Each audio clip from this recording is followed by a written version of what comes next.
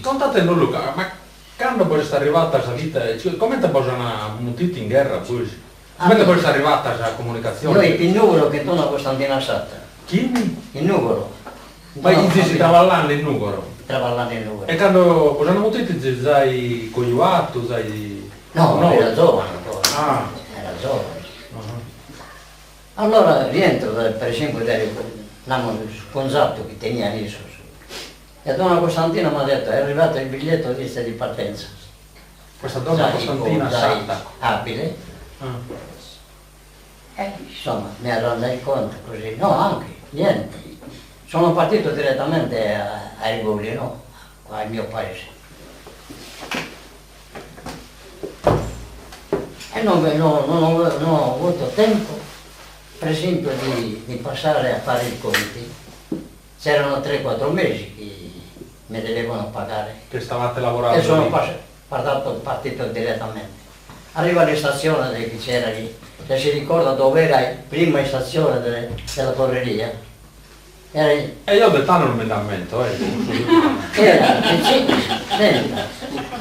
Era vicino all'Opera Nazionale. In Cagliari, io Juve. Nuoro. A Nuoro. Quindi sei girato dai Nuoro ai Rigoli e poi torna a Nuoro alla stazione. Poi sono partito direttamente a Oristano. A Oristano. Partiamo a Oristano, vado lì, è presente il documento. Dice, domani mattina prepara perché deve partire direttamente al reggimento. E a Roma. A Roma nos hanno messo, per esempio, in un salone. In un camerone, va. Camerone. E arriva un tenente. Questo tenente aveva come si chiama, un foglio grande. Direttamente chiama e dice, ma Stio Giuseppe, presente, la tua destinazione è a 3° reggimento artiglieria di Corpo d'Armata a Cremona. Quindi arrivato a Cremona, quella era la vostra destinazione, la vostra... A 3° reggimento. 3° reggimento. 3° reggimento artiglieria di Corpo d'Armata. Cremona. Ecco, ma come una volta che voi siete andati a Nocche, poi da lì vi hanno destinato proprio allo scenario di guerra. Potevo cominciare poi il discorso. Questa è Posso l'introduzione. Posso iniziare? No, Questa è l'introduzione. io quero comprendere, no, queremos comprendere. Praticamente arrivati a Cremona, lì era la vostra sede, dalla quale il comando vostro, Il nostro comando, sì. Ed eravamo nell'anno super Nel 38. nel 1938. Sì, sì. Il 25 aprile. 25 aprile 1938. Sì, sì. Ma noi siamo andati in guerra per 8 anni. No, e infatti,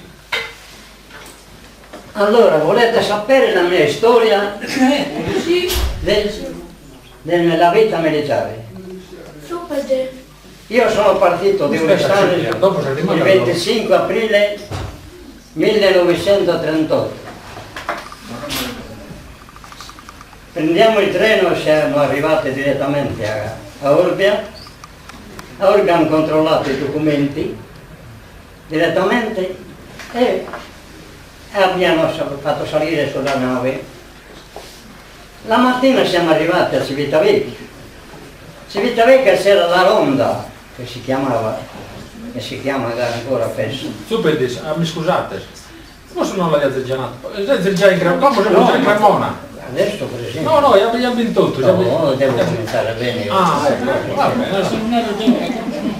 Scusate. Allora, arriviamo per esempio a Civitavecchia, scendiamo dal treno, e allora che cosa succede?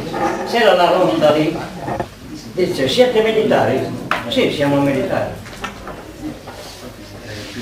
Allora dice, venite con noi.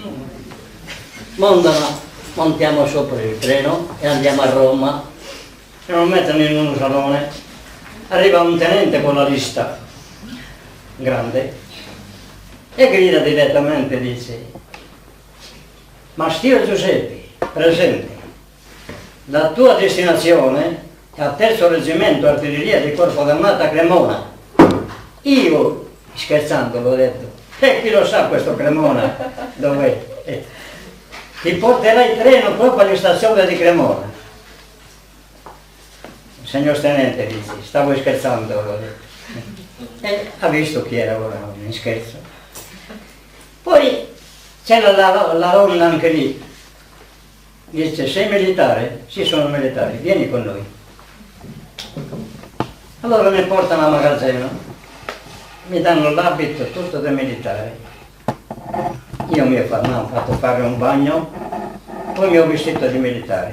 Allora mi hanno dato come si chiama, le ziberne, il moschetto, la cavetta, il cavettino e la baionetta.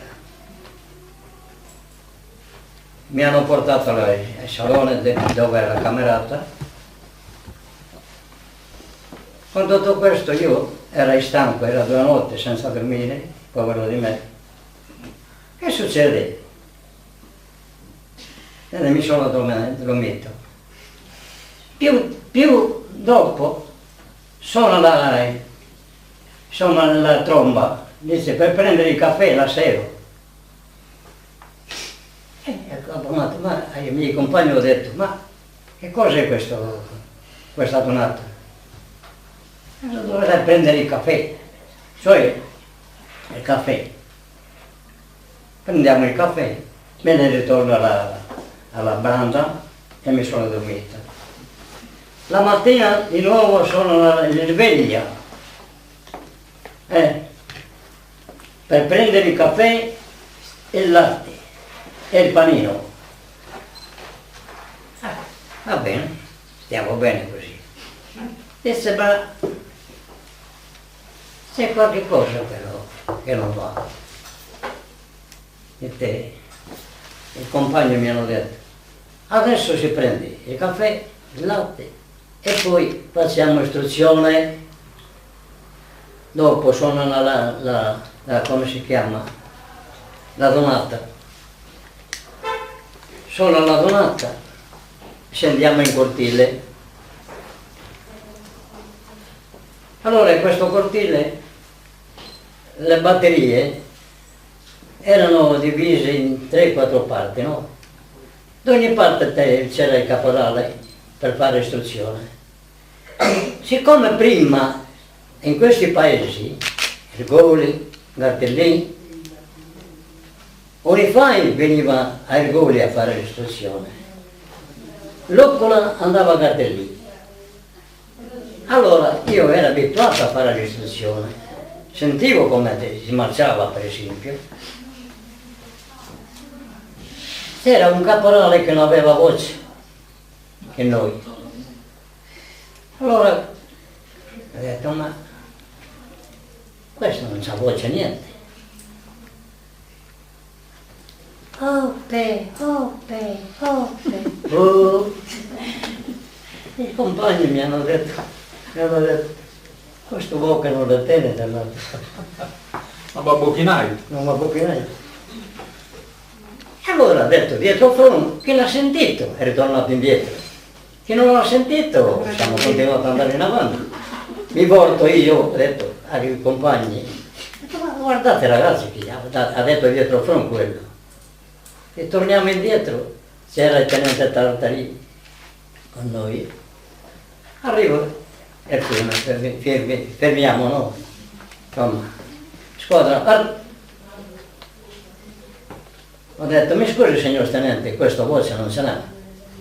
Vieni tu fuori anche, per me. A Bulsi. A me. Allora ti dico, su Mannolla come. Assolutamente. Io tenevo una voce che troppo attiva, capito? Ma attivissima proprio. Allora che succede? Dice, tu vai al caporale, vai alla squadra. E questo guida la squadra. Allora, la squadra gli dico attenti, gli do il saluto al tenente, fianco destro, avanti, marcia, insomma, quando era in fine del cortile, gli righetto una grida, ritornano, arrivano dove il tenente, Squadra, nuovamente saluto. Rompete le righe, artigliere. Allora, siamo stati così. Allora è venuta l'ora di prendere il ranzo, il pomeriggio, si piccare sul ranzo alle 5. Pensi perché due colorai portati noi? Alle 5. Poi c'era il tempo di uscire fuori, Mandico, e ti su Mandico? minestrone, tutto. Pasta asciutta, minestrone. Però quando è arrivato il mezz'ora ha cambiato pasto. Faceva a metà, per esempio, che è un paragone carne a casolino, vai, no? In umido là. In umido. Allora che succede? E siamo stati seduti, consumando il ranzo. Allora vedo, il mezz'ore, il tenente Alutta, che era comandante della povreria, e il tenente Tartari, girando così sul cortile, e arriva dove sono stato io. Era con gli altri compagni tutti, quasi tutti salvi, no? Il tenente Tartari ha detto, questo è per me. Io mi sono veramente commosso un po', perché la vita militare era un pochettino delicata. Allora, che succede? Il mezz'ora mi ha detto, artigliere Mastio Giuseppe si deve accomodare in porreria dopo consumato il ranzo. Che come devo fare io? Esistimento praticamente. È poco. Mi dicevano i miei compagni, ma che cosa avete fatto? Io non ho fatto niente. Non ho fatto niente. Piavo la cavetta, direttamente vado in forreria. Busso, avanti. Si accoma l'artigliere sul mezz'ora. E sono seduto. Artigliere Mastio Giuseppe promosso caporale. Ma come faccio io? Io sono analfabeto. Ho detto, signor Mezz'ore, posso parlare? Sì, puoi parlare, sì. Siccome io sono stato un orfano da ragazzo piccolo, mia mamma non l'ho conosciuta, mio babbo quasi poco. Con tutto questo a scuola chi mi mandava? Io sono analfabeto, signor Mezz'ore. Non che io mi rifiuto di fare il caporale, ma non è possibile. Se domani devo fare la spesa per la compagnia, per esempio, allora il rapportino chi me lo fa? Quindi non Ho detto, signor Mezz'ore, posso continuare a parlare? non scherzi né allegre né scrive, è stato allegria e scrive il nonno. Come te? Non scherzi né allegre. No. Nulla. Appena da prima che da me, ma e gai, e ballando e chi fotografia pure. Allora che succede? Ho detto, posso parlare signor Mezz'ore? Sì. I nostri superiori sanno tutti a segnare. Perché non aprite una scuola serale? Il primo che arrivo sono io. A me la scuola mi piace. Si guardano tutti e tre. Non si è passato nemmeno 8 giorni e hanno aperto le scuole. Il primo che hanno chiamato a me c'era la lavagna. Artigliere Mastio, fai tu il tuo nome. No. Vado lì, scrivo Mastio, e l'ho scritto bene. Giuseppe, non ti mettere 2 P, ho messo un P. No, adesso ritorni a fare di nuovo, dice Giuseppe, e metti 2 P. Quando ho scritto, adesso va bene, adesso va benissimo. Vai a posto e chiama un altro che c'era. Siamo stati in 14 o 15, una cosa così. domani mattina inizieremo, dice, i compiti. Va bene, signor tenente.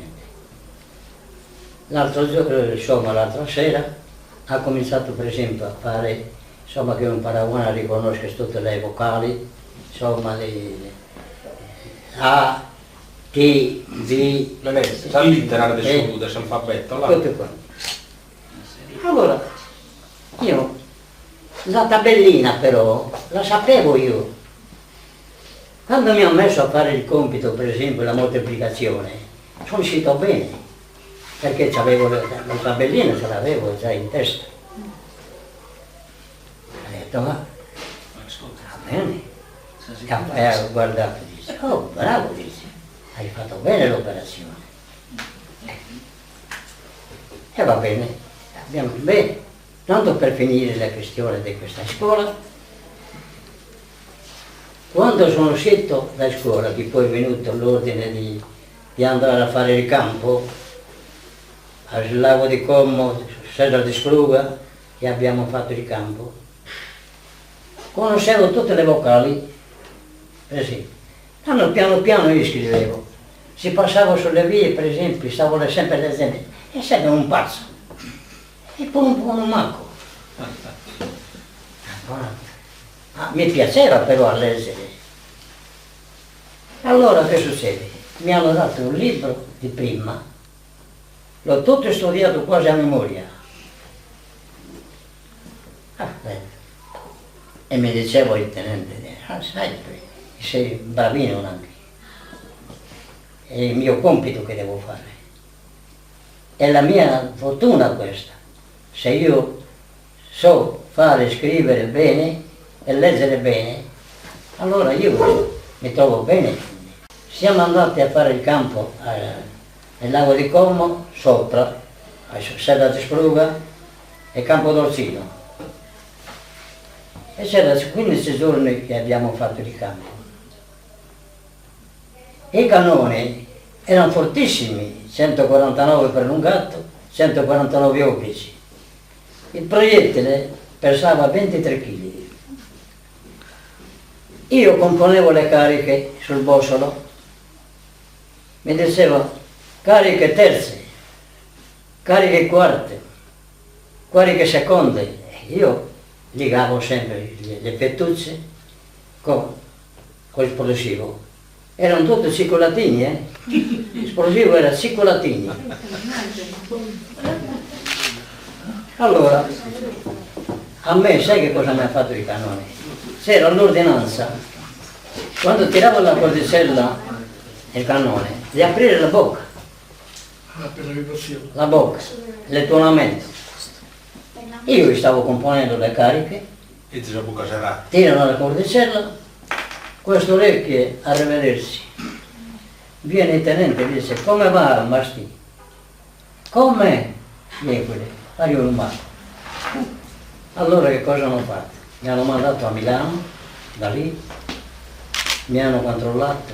Quando sono entrato a Milano non sentivo niente. Quando sono uscito sentivo un pochettino di movimento nella città. Ho detto chissà che ritorniamo a posto. Però, caro Giovanni, mi è restato quello. Hanno ritrasato A questo che? L'altra sul tempo. Scendiamo, dice. Allora, scendiamo nuovamente al reggimento. Siamo partiti. E torniamo a Cremona.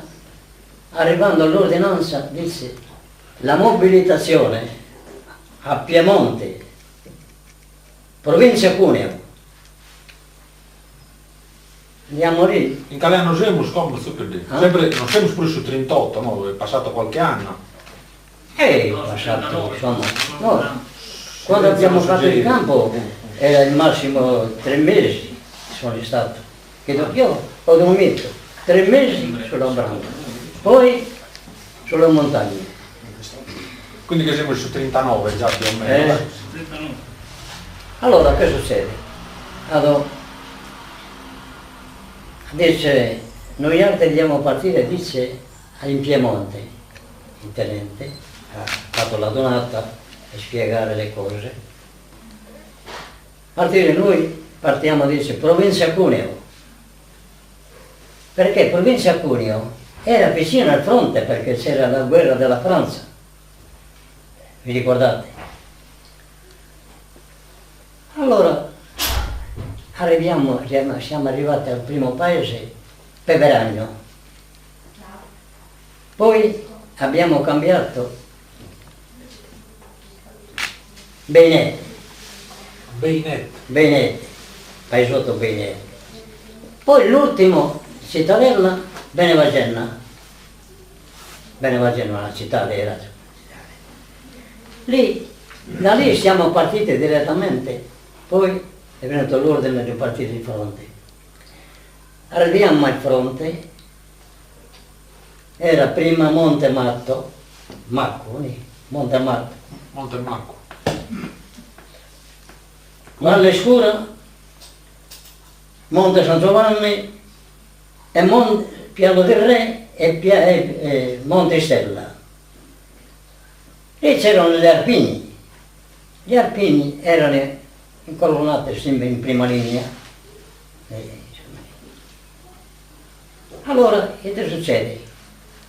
Succede che a me mi hanno messo direttamente, tu caro Mastio devi prendere il tamburo della linea telefonica, devi guardare la linea telefonica, collegare, dice, il comando, le batterie e anche, come si chiama, al piano di re. A Pian del Re. Dove c'era il comando, dove c'era. Lì c'era.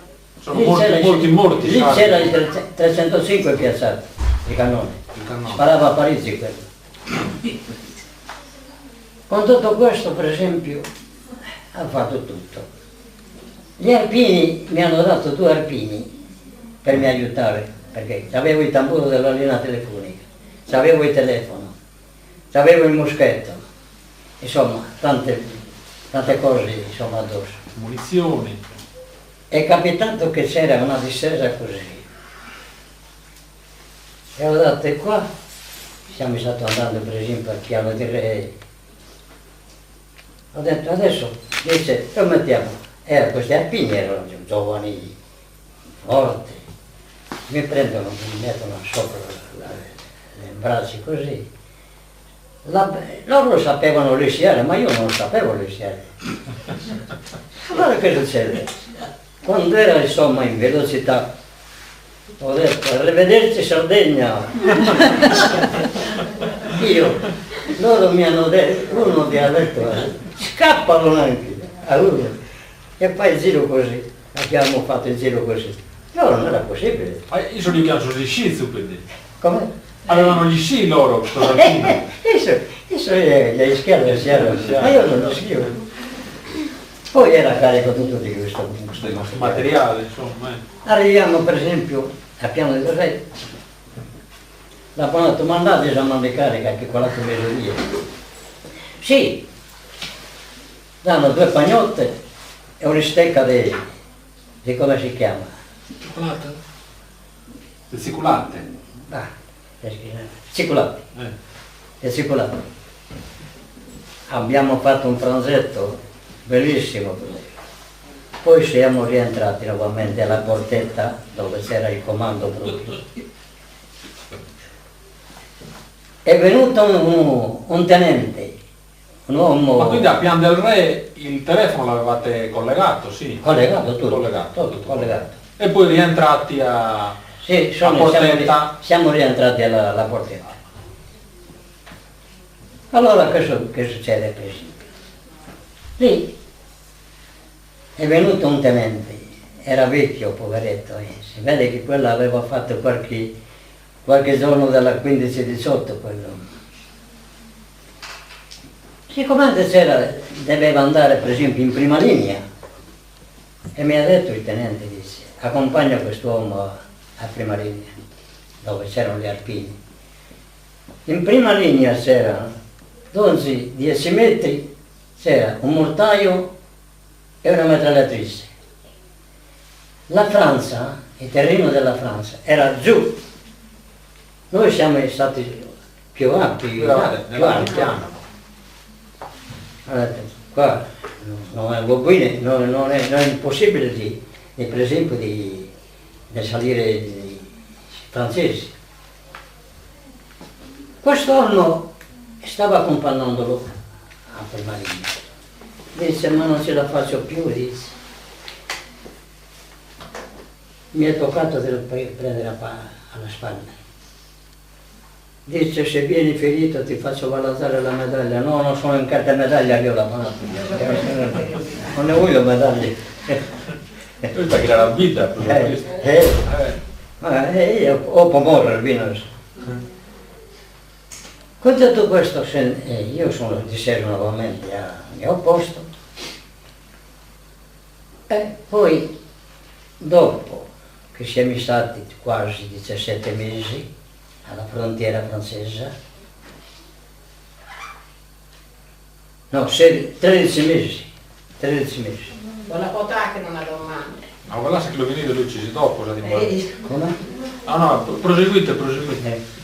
Allora, è venuto l'ordine, dice, di partire direttamente, dice, Quindi da caricare tutto il 39, dopo 13 mesi siamo intorno al 42. 40. No, 39, 40, 41. 41. Io a me mi hanno finito il 41, Ah, ecco. alle 11, No, vabbè, se chi fronte greco-albanese, a Teppelè.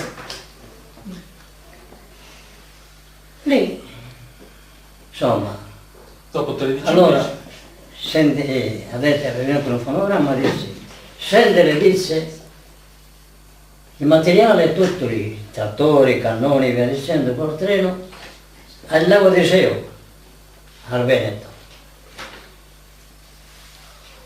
Scendiamo lì e siamo restati un mese lì. Siamo stati un mese, abbiamo fatto belle giornate, era nel mese di luglio, c'era il bello lago, via dicendo. E poi è venuto l'ordine di rientrare nuovamente, dice, al reggimento A Cremona, purificare le armi e prepararsi per partire in Albania. Ah. Buona italiana. Allora, hanno caricato il materiale tutto sul treno, cannoni, trattori, 34, isotafraschini, tutta la macchina sul treno. E arriviamo, per esempio, nuovamente lì, al reggimento. Nuovamente un fonogramma. Dopodomani vi dovete trovare, dice, insomma, al porto di Bari. L'8 di ottobre. 8 di ottobre del 1940. 8 di ottobre. Dai, si arrivava a 40. Bene. Siamo partiti e siamo arrivati a, come si chiama, il porto di Bari. Allora viene l'ordine di partire, caricato tutto il materiale sulle navi. In comando convoglio siamo stati in 8. Però non più per l'Albania ma per la Grecia. Dai Bari Aspetta, arrivo alla Grecia. Allora contemporaneamente siamo partiti. Partiti e abbiamo attraversato il mare Adriatico e siamo arrivati alle 4 di pomeriggio al porto. Siamo partiti alle 8, cioè l'8 di ottobre da Bari. Poi siamo arrivati per esempio il 9 al porto di Durazzo in Albania. Allora siamo partiti direttamente in centro. Partiamo in centro, viene un controordine. No, ritornate indietro. Insomma le batterie. E prendete la linea destra, insomma vicino al mare dell'Adriatico. Scendete a Vallona, da Vallona dovete partire direttamente al fronte greco-albanese, a Teppelè. Allora, ritorniamo indietro e scendiamo alla destra, a Vallona. Vallona c'era il campo di azione, c'era il porto, c'era tutto. Da Vallona al fronte c'era 130 km di fare. E siamo stati quasi una giornata. A piedi?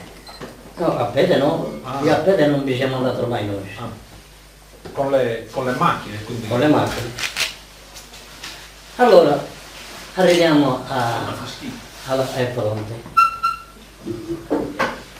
I greziani, quando si sono accorti che siamo stati arrivando noi altri, volevano approfittare e venire addosso. Allora c'era una stradetta piccola, stretta, dovevano passare lì, perché in altro posto c'era un bosco grande. Allora che succede? Piazzano 3 metragliatrici. Loro greco, No, italiani. italiani. La berretta, la brera, insomma, allora era 2 così e una così. Allora, c'era un piccolo campo così, no? E cominciano a uscire fuori. Allora cominciano a suonare 2, insomma, metragliatrici. Quando si finisce per esempio il nastro, suonava l'altra che era ferma. E poi innastavano nuovamente il petali. Beh, io ho visto come uscivano per esempio i greci fuori al campo. Ho visto il fiume, il torrente per esempio di Tepelen, rosso del sangue greco. Rosso. Ho detto, Dio benedetto. Poi avevo un Marcello. Insomma, beh, ma potevano per esempio ritornare indietro? No, uscivano fuori, erano imbriachi di cognac. Allora uscivano fuori. Tanto uno è arrivato a toccare la canna della metraglia. Tocca la metraglia e la fa in 2. La fate in 2, metraglieri. Allora aprono il fuoco i cannoni, 80 proiettili sono partiti dalle 4 alle 8. Hanno eliminato tutta quella gente che c'era arrivando dove siamo stati noi. Il 149 perlungato a quinta carica faceva 22 km a bersaglio. Il proiettile pesava 23 kg. Il 149 Opice, quello faceva 13 km. Insomma, più c'era il 105-28, quello andava lontano lo stesso. Beh, con tutto questo per esempio non è stato eliminato un po'. Loro, insomma le greci, non ce l'avevano con noi, nemmeno metragliatrici. La metragliatrice faceva zin, zin, zin, zin. La nostra faceva per esempio quasi 1000 pallottole al minuto. La canna della metraglia era piena. C'erano degli arboretti, erano tutti i sposati sul piso come ti sparai sul prumo adesso. Sì. Allora, basta così. Io, nuovamente mi hanno dato la carica lì di fare e collegare l'osservatorio, e collegare il comando, le batterie e un'ospedaletta da campo. Questo si tratta per esempio il 41. 41 era il 4 gennaio mi hanno ferito, alle 11 mi hanno vistato, era un po', c'era un campo, no? Stavo stendendo la linea telefonica, come si chiama, il primo ospedaletto da campo. Lì mi hanno ferito. io gli ho detto la vita a Tenente Rizzi, che era medico, ha sentito il scoppio, ha sentito la grida, è venuto, ma Alberto, Ma come dopo un ferito poi, un scopo, un proiettile. Ah, un proiettile del cannone o delle... Era tutto disorientato, io in casa, non era possibile. Adesso mi ha detto di essere rimasti 10 minuti, potevi partire, dice al cielo. E prende e mi porta in infermeria. Porta in infermeria, mi passa delle cose sulla mano e mi blocca il sangue. Viene passato, quando mi ha passato bene, mi ha fatto il bigliettino e me l'ha preso sul collo. Allora tu, uno della macchina, dice, prende la macchina e accompagna l'artigliere Mastio a Vallona.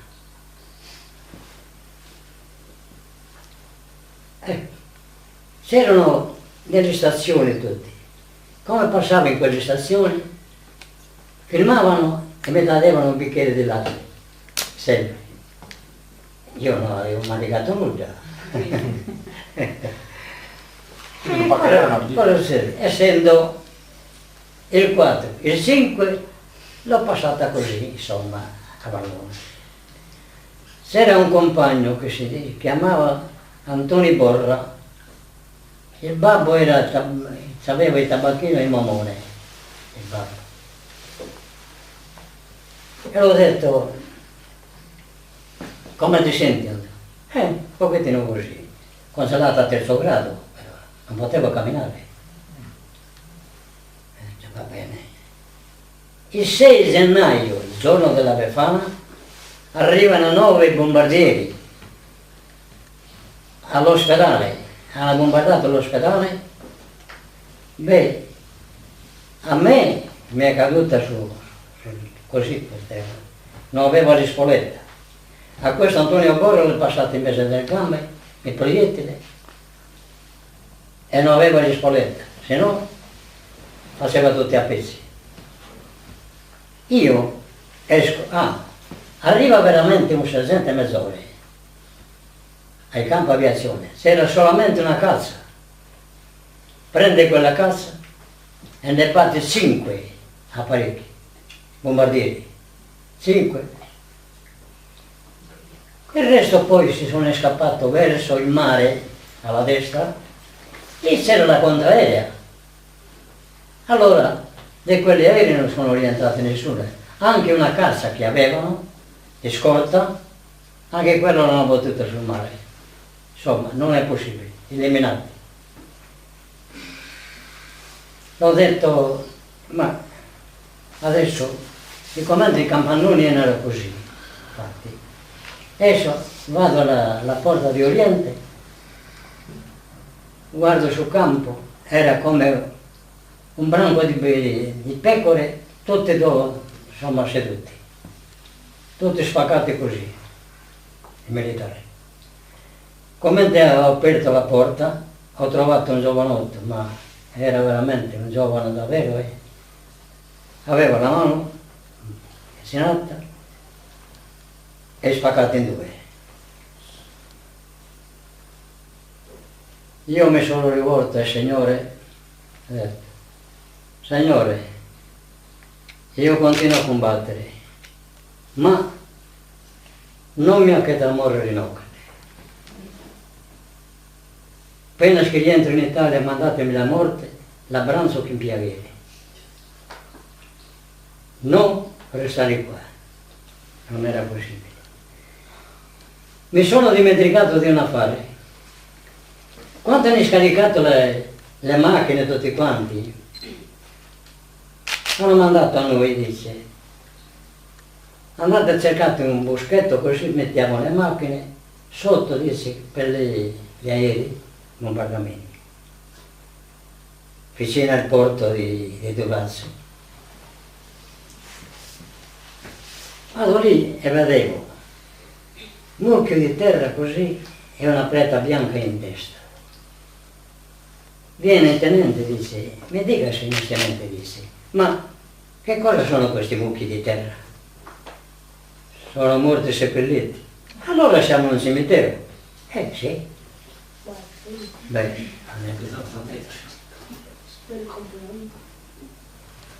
e viene per esempio un pochettino maluccio la questione. Quando per esempio sono arrivato a come si chiama il porto, che quello tenente insomma era A Durazzo. a Durazzo, lì per esempio è venuto un tenente, dice artigliere tu devi montare di capoposto, e montavo sempre di capoposto io, c'è spolveriera e via dicendo. Sentinella ho fatto poco, mi conoscevano che sapevo qualche cosa e mi mettevano a capo, mi hanno messo a capoposto. Contemporaneamente mi ha detto, dici, fatti la guardia, il corpo di guardia. Dice, attenzione ragazzi, perché adesso siamo in terra straniera. Questa terra straniera, chi lo sa che gente sono questi? Allora chiamo 4 militari, ho detto, guarda, io sono nella macchina 34 e voi altri dici, prendetevi un risotto a fraschini, però la sentinella dice, quante ore puoi fare le sentinelle tu? Io posso fare anche 4 ore, no? Non siamo i sacroverieri in Italia, qua siamo in terra straniera. E chi lo sa questa gente come sono? Sai che cosa sono gli albanesi? Parte di dietro, ti mettono il pugnale, dice. Tu devi andare così, girare, però guardare in avanti e addietro. A un obbedito, siamo andati tutti bene. E torniamo per esempio al fronte greco. In Madonna è venuto il corso prigioniere, allora abbiamo sentito, insomma, rompe tutte le come si chiamano, i campanoni. Ho detto, il tenente ha detto, dice il medico, buttatevi per terra. Siamo buttati per terra. La messiglia come da sera è passata le schede tutti presi, tutti gli argomenti che viene, le medicine e via dicendo. Ho detto, se il tenente è scappato. E adesso come si fa? Questo Antonio Borra, poveretto, aveva un sette di morire. Mi ha detto, oh Masti, portami un bicchiere di acqua. A me mi hanno detto, dice, che c'era una fonte, una lontana là, vicino. Prendo la terrazza, vado lì e la porto là e davo a bere a questo. La buonata come ti trovi tu? Se lui in mezzo delle gambe un polietile, però non sa le spolette. Se avevi portato le spolette, io avrei stato a pizzi.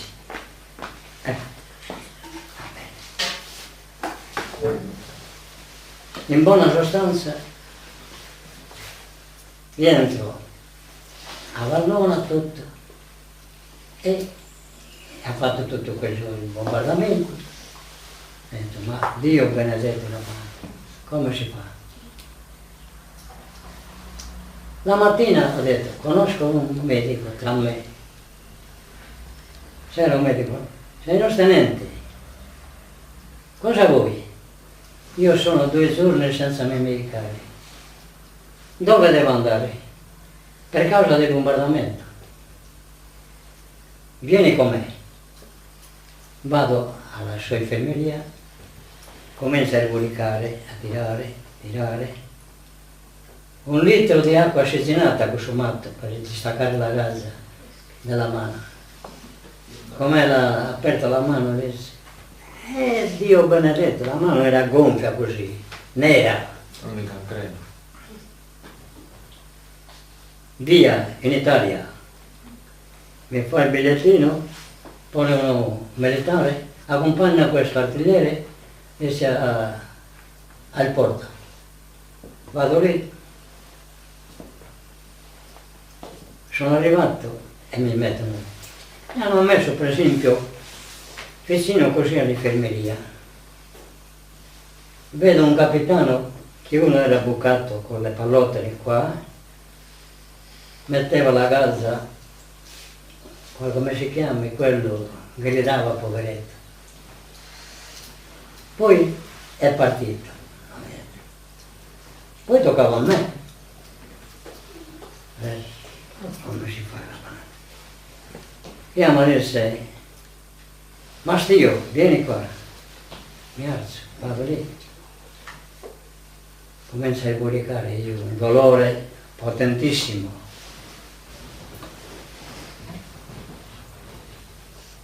Che cosa succede? Dice, come aveva visto la mano, dice, no, via. In Italia, quando sono entrato all'ospedale militare di Caserta, c'erano un tenente medico e un sottotenente. Quando mi hanno erbolicato la mano, hanno visto com'era. Artigliere disse, tu devi restare l'ultimo di tutto. Un attimo che non si mandava tanto bene. Che cosa era fare? A mi tagliare la mano. Io l'ho detto al tenente, appunto, posso andare al bagno? Sì, può andare anche.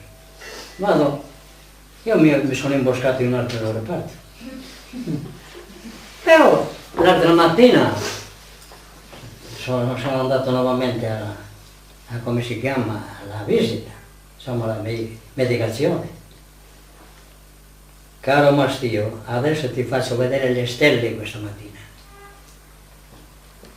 Prendono la lancetta e mi spaccano tutti i diti. E cominciano, sai, come si io mi sono fatto nero, bianco, rosso. Da cada colore sono. Di tutti i colori. Mi hanno visto che forse stavo andando male, avevo un cuore forte, ma stavo andando male. Portate un bicchiere di marsala. Questo bicchiere di marsala non era tutto marsala, c'era altre medicine in mezzo che addormentava il dolore. E lo davano, insomma, un bicchierino così, e lo bevo e mi sono visto subito andando bene. Allora così e cominciano, insomma, vai a posto. Dopo 3 giorni ritorni alla visita qua. Dopo 3 giorni nuovamente torna quella manovra che hanno fatto. Insomma, fino che è uscito il sangue proprio netto, non mi hanno scappato. Non mi hanno scappato. Ho detto, qua mi sono salvato del fronte, qua non mi salvo del dolore. Era un pochettino troppi dolori. Poi quest'occhio era bendato, perché ho avuto per esempio sia fuoco, sia che cosa è stato, mi ha colpito. Avevo tutta la faccia, qua era tutto segnato io. Tutto, poi mi sono colpito un po'. Allora che succede? Ritorno nuovamente, ho fatto quella manovra dopo 3 giorni. Fino a che è uscito il sangue netto proprio, sano, non mi hanno scappato. Poi mi hanno messo le cose sopra così. Adesso tu devi ritornare dopo 3 giorni. Ma tempo che era un mese all'ospedale di Caserta. Vado e vedo i diti che erano chiusi. Ho detto tra me, io sono già sano. Ha detto, signor Mastino, lei adesso deve andare a casa per 3 mesi di licenza di convalescenza. Va bene, sono stato. Mi danno 400 lire per viaggio e mi accompagna un maresciallo al porto di Civitavecchia. Mi accompagna il maresciallo, ho detto, ma signor maresciallo, io ho fame, io non ho mangiato niente oggi. Andiamo a quello negozio. Andiamo a questo negozio e ho comprato che questo mangia tutto che si narrata.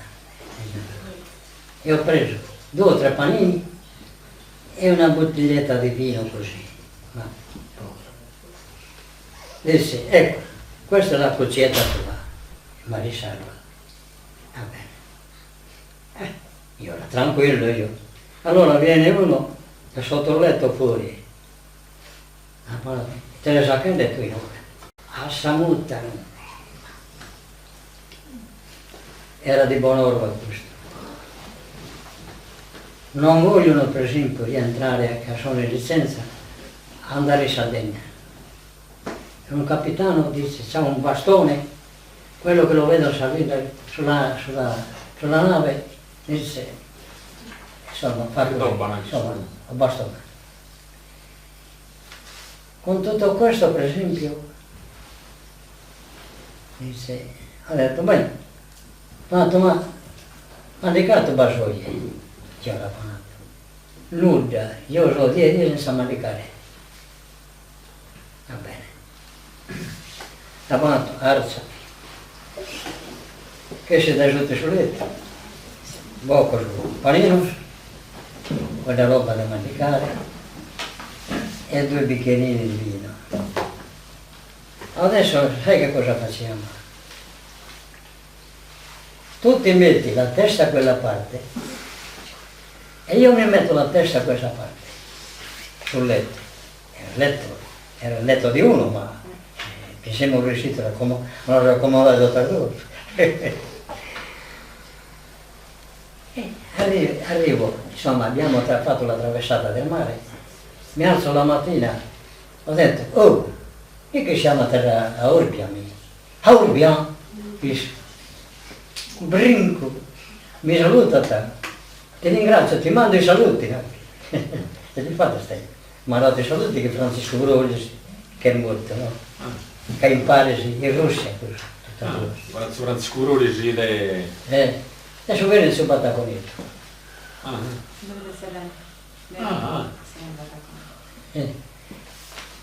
Allora mi manda i saluti con Francisco Brolis. Quando ritorni dice, ricambialo a questo ragazzo. Viene, insomma, è andato bene, passo 3 mesi di licenza di convalescenza. Allora che succede? Sono andato nuovamente alla visita a Cagliari e c'era il colonnello Aresi. Mi fanno la visita, dice, sei idoneo al servizio militare. Boh, io parto direttamente e rientro a Cremona. Rientro a Cremona, presento i documenti in forreria e mi mettono il piantone ai gabinetti, direttamente. E chi passa un tenente rosa, Lugorino,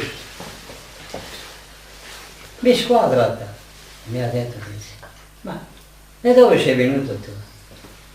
Io sono venuto dall'ospedale militare di Cagliari, però sono stato finito al fronte greco-albanese, a Teple. Sono queste le ricompense, dice, di uno povero mutilato di guerra, e ti mettono un piantone nei gabinetti, vero? Vai fuori lì, ha provato quasi a suonare il tenente. Immediatamente mandali un altro, che quello deve venire con me. Viene il tenente, dice, vieni con me. A me. Abbonato, mi scusi signor tenente, come si chiama? Io sono tenente Rosa Nuvolese, di Nuoro. Non vogliamo di Sarde.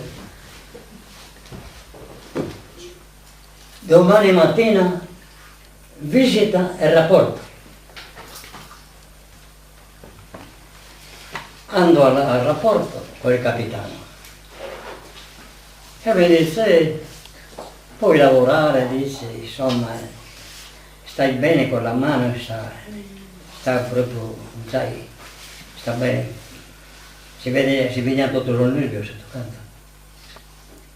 L'abbonato, senta signor capitano, io non sono venuto per vedere la città di Cremona qua. Sono venuto per servire la nostra patria, per fare il soldato e per servire la nostra patria. Bravo. Il tenente Rosa gli disse, adesso lo devo portare alla visita. Insomma, mi porta alla visita. Il seminario dice, ma dove lo mandiamo questo militare? Insomma, al medico. Lo mandiamo a Piacenza. Mi fa il foglio e vado direttamente a Piacenza. Verso i documenti. Come ho versato i documenti? La mattina siamo stati in due. La mattina c'era sopra così i documenti. Hanno messo, insomma, il piantone ha messo sopra quelli degli altri. Io ero il secondo, c'era un tenente e un maggiore medico. Mi vogliono la mano. Dice, ma chi ti ha mandato qua? L'ospedale militare di Cagliari. Digli all'ospedale militare di Cagliari che facciano a meno di causare spesa allo Stato, ti mandano un'altra volta qua. Il maggiore dice, adesso ci penso io anche. Fa il fonogramma e vi manda all'ospedale di Cagliari. Quando sono ritornato nuovamente alla visita, il colonnello ha detto, dice, il colonnello Aresi, attenzione, dice, quella mano è una mano rovinata. Abbonato, come te l'hai sapendo? Che è rovinata la mano. E va bene, quelli due.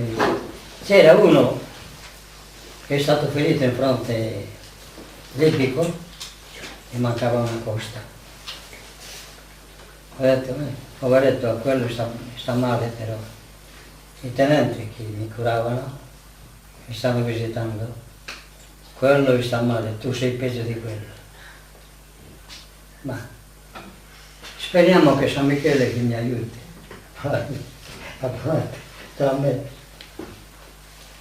Nuovamente 3 mesi di licenza di cavallicenza.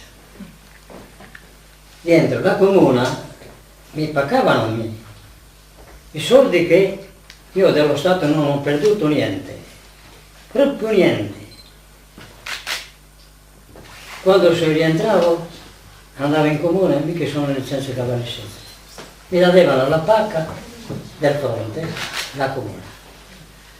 Insomma, sono stato quasi 6 mesi e prendevo la pacca della comune. Allora, poi sono ritornato nuovamente a fare la visita. Quando sono ritornato a fare la visita a Cagliari, immediatamente dice, artiglieri, tu devi partire nuovamente, dice, dove ti hanno curato per trascinare la pensione. E tu un colonnello questo, colonnello Aresi. Ho detto, senta signor colonnello, non che io mi rifiuto di andare all'ospedale militare di Caserta, ma non ci vado perché il Mediterraneo è tutto minato. E se mi sono salvato adesso, basta, vado al mio paese e domando la limosina.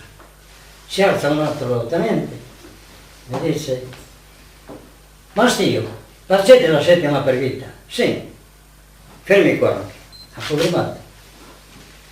E gai, sono stato tranquillo. Io, signori miei, ho finito già il mio discorsetto. No, allora, Da Cipriano che portiere fa che non ha di mano, questo giovane. Giorgia Manoletta. Ma parla, io sento poco. Quindi io non ho poco compreso. Sì, partigiano o chi No, era militare, non partigiano. Partigiano era in Italia, in continente, i partigiani, che combattevano contro lo Stato, ai tedeschi, per liberare la nostra nazione. Allora hanno fatto il partigianato. Però c'erano, per liberare la nostra Italia, c'erano italiani, americani e partigiani. In Sicilia c'era una fortezza fatta dai tedeschi che arrivavano, per esempio, le cannonate della marina americana. Non andava bene. Signor Badoglio, che cosa ha fatto che era in America? Ha mandato 13 aerei e 4 motori con la bomba di tonnellate. Allora sapevano il positivo dove era questo fortino, arrivano lì, scaricano le bombe, non si è salvato nessuno. Dove era piazzato questo fortino non si conosceva più dove era piazzato. Allora gli americani, sapete che cosa hanno fatto? Sapevano già dove erano, per esempio, tedeschi, via dicendo, allora passavano gli uccelli seminando un pochettino di caramelle. Sì. E così i tedeschi se ne sono rientrati in pochi, hanno lasciato il magazzino pieno di armi e non lo potevano toccare nessuno quella. E sono partiti nuovamente in Germania. Allora, per esempio, i tedeschi erano in Sardegna. I tedeschi dicevano, oggi camerata e domani padroni.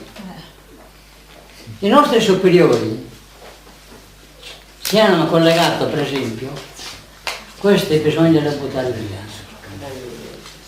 Fanno la telefonata a Badoglio, dice, se non scappano via, mettete la mitragliatrice in funzione e anche i cannoni. Direttamente si alza, per esempio, il colonnello, il generale che c'erano, insomma, italiani. Fuori, via. E c'erano 3 navi che erano pieni di armi e di militari. In Montesanto, sui drogari, c'erano i sottomarini americani. Allora che cosa hanno fatto questi? Telefonano a Badoglio. Dice, guardi, queste navi partono a tal ora, Badoglio. Sono 3 navi, devono partire 3 sottomarini. Lo voglio sottomare quello. Che cosa hanno fatto? Direttamente partono 6, 2, 3 i sottomarini e si hanno preso uno cada uno. Ha detto, dice, io questa la prendo io, quella di avanti, quella di mezzo la prendo io, quella l'ultima la prendo io. Un celluro cada uno, cioffu, sotto mare, nel Mediterraneo. È così. Però dopo i tedeschi in Italia si sono arrabbiati. Capito? E insomma, Ma voi sapete che hanno successo questo si invita tanto, nel 42, Questo sono da voi si è scongelato in ottobre del 42, poi siamo scongelato. Quindi scusate, nel 43 diciamo così eravate ai Gulli, 43, sì. dopo il 43, 44, Sì, sì. quindi l'armistizio voi l'avete vissuto ai Gulli, Sì, sì. Però me l'hanno detto tutti i miei compagni. e poi l'hanno dato scompanzo di guerra, là. Sì. Forse a te Luci, forse a te no? A cosa può piacere, a cosa no. Oh, l'intendo sempre a sapere come conta sempre questa storia della guerra e mi ha che piacere. E siamo contenti di vivere questo momento con voi. Grazie, Ah. grazie. Ecco, così per interrompendo io, ha fatto un intervento tanto, però mentre avevo voluto mandare come, capite sul confine tra Italia e Francia, gli Italia non è entrata in guerra, in preallarme che la Germania è già entrata, già invasa la Francia. La Germania. E lì sono... Ma noi siamo stati sempre. Però. Non vi siete entrati voi in guerra? No. No, solo sul Scusa, ma confine. è arrivato dai polieti e le batterie. E state sparando voi? Ma la batteria, proiettile per esempio francesi. E per Verso quello le che cose. abbiamo fatto di fronte anche noi. Tenete in mente, se invasione italiana bisogna attaccare. Il fatto è che il tenente si è messo sotto la roccia, aveva paura di uscire fuori. Ma questo quando dici in... Nel 39, fine 39, diciamo confine con la nel Francia. 39 c'è lì a Campo del Re in questa zona, Sì. no, poi che a Campo del Re, vicino a Cuneo in questa zona, Sì. ai confini del A Piemonte, Termine Guardiere, sopra. sopra. Termine Guardiere era basso, lì c'era Quindi l'albergo, già era il bagno termale. Dopo che siete andati, è già entrata l'Italia in guerra che sa Francia, che poi l'Italia poi è entrata in guerra che sa contro la Francia. Voi Contro la Francia, sì. voi capite, stanno... Io i niente, 3 mesi abbiamo niente. Ho capito, sì, sì. In prima linea proprio, con gli alpini. Dicevo per esempio, ti ricordi di Vicente Luque? Questo Vicente Luque è partito militare lo stesso, partita la parte di Russia. Stavano rientrando in licenza per l'Italia. Allora c'era il figlio del suo Puzzoli, possiamo. Vicente Luque. E se non mi ricordo bene hai detto un attimo. Si errorano anche. Questo Vicente Luque per il sito ha bombardato la nave e ci ha preso 2 Aspettate tavoli. un attimo, e abbiamo quasi finito, dai. 2 tavoli così. E camminava, insomma. Italiano, Michele Foggia era in Grecia e vedeva questo cosa che camminava sul mare. Ha detto, ma qua c'è qualcuno. Prendono le barche, vanno lì e acciappano a Vicente Luque. Però non ce l'ha fatta nessuno. L'hanno portato all'ospedale, era premonita doppia. È rimasto in Grecia. Infatti questo Vicente Luca è uno dei suoi scritti sa lapide del suo morto in guerra. State in lista. Questa lista che tenete voi, sì. È stata molto Io ringrazio interessante. tanto dell'onore che mi avete dato. Sono risposto molto. Ringraziamo a voi. Ringraziamo a voi che ci ha scontato una storia, È possibile. soprattutto per questo spizzino, che forse sì, no. Ma per noi spuro, che noi spuro. Siamo un po' incredulo rispetto a Non ciò. crede nessuno. Il pericolo che c'è sulla guerra. Il pericolo. C'era uno siciliano. Questo siciliano sentiva le pallotte che passava e gridava Santo Gabriele mio! Santo Gabriele. Santo Gabriele mio! Non è. Dottore Sannai sera, stai zitto, dice. Che stai gridando, dice, vedi gli altri compagni che stanno zitti. Stai attento come scherzi con i santi tu. No, io non scherzo con i santi, niente. Zin, zin, le pallotte le passano. Hai sentito? Devi stare attento a quelle che non sentono.